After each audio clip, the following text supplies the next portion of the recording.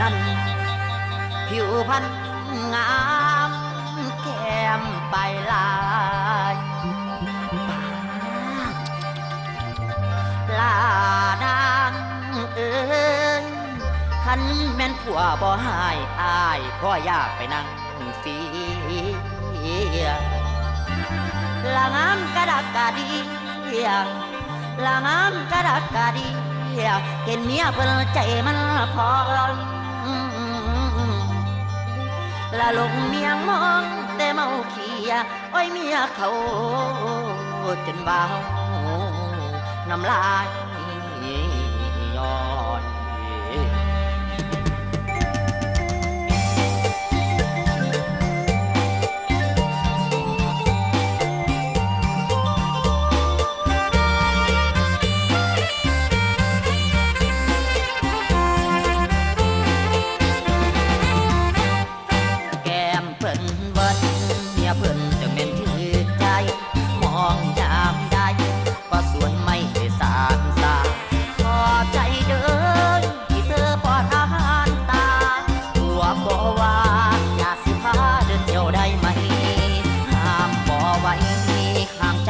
ได้ดอกนาง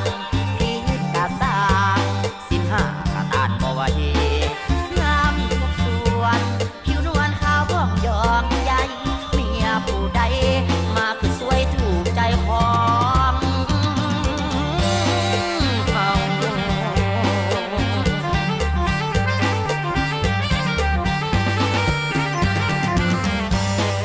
โอ้ยน้อนางอยากไปโอ้แต่ยันหัวเจ้าเขาเป็นตาแพงตาหักตาดอกบ่มีด่างลายจนว่าอายน้ำลายเหี่ยลงดินจนว่าอายน้ำลายเหี่ยลงดินบ่กล้าจึงของเขาเบิ่งเอาพอแล้วขอเป็นแมวนางเฝ้าไปก่อนตอนสิ้นบ่ได้กินกะสร้างมันก็มองเอาก็เพราะเธอคนนั้นไม่ใช่ของเราเป็นของเขา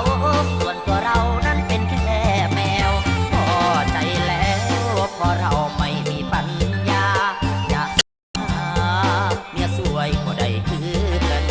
อิจฉาเขาผัวเจ้าคนนั้นเหลือเกินเขาคงเพลินได้นอนชมความสวยของนาง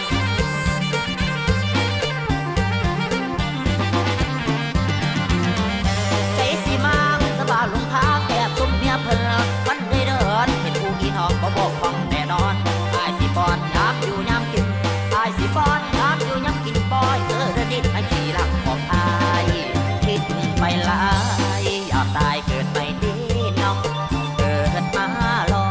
หาพ่ออยากสวยดังเขาคือจังฝันกลางวันคักแดดน้องชอบเมียเขาบอกกล้าเบาเก็บไว้ในใจ